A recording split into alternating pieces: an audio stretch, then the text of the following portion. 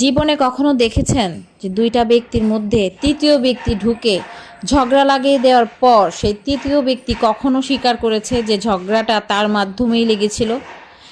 এই ধরনের মানুষ আপনি কাকে বলবেন? সবাই এখন এই ধরনের মানুষ। কেউই ভালো না, সবাই যার যার স্বার্থে দৌড়ায় এবং ভেজালও প্রচুর লাগায়।